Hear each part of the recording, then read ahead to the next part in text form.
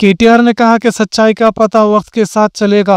अगर दोबारा जेल जाना पड़ेगा तो भी मुझे कोई खौफ नहीं। हुकूमत की झूठी जमानतों और जाली ऐलानात को मैं हमेशा के लिए बेनकाब करता आ रहा हूँ। एक बार नहीं 100 बार बुलाएंगे तो भी पूछताछ के लिए हाजिर रहूंगा। जब मैंने कोई गलती ही नहीं की तो मुझे डरने की क्या जरूरत है। तेलंगाना के लिए बीआरएस का असल मुहाफिज केटीआर का एक बड़ा बयान।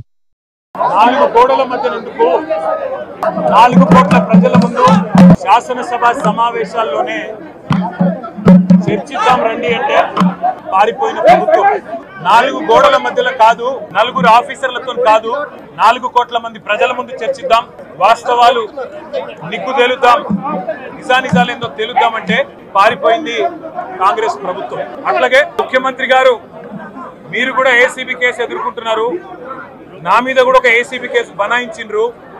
మరి దమ్ముంటే పిరికి పందవి కాకపోతే నువ్వు నేను లై డిటెక్టర్ పరీక్షను ఎదుర్కోవడానికి కూడా సిద్ధమని చెప్పినా ఇంతవరకు స్పందన లేదు.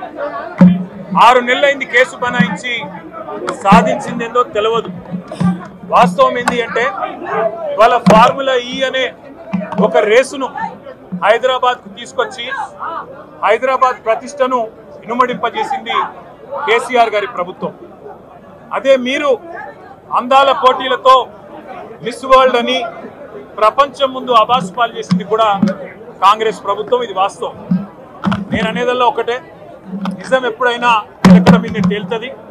మాకు భారతదేశంలోని చట్టాల మీద, న్యాయస్థానాల మీద గౌరవం ఉంది కాబట్టే ఎన్నిసార్లు విచారణకు పిలిచినా వస్తామని చెప్పినా ఇది 3వసారి పిలవడం, 3 సార్లు కాదు 30 సార్లు పిలిచినా విచారణకు సహకరిస్తాం.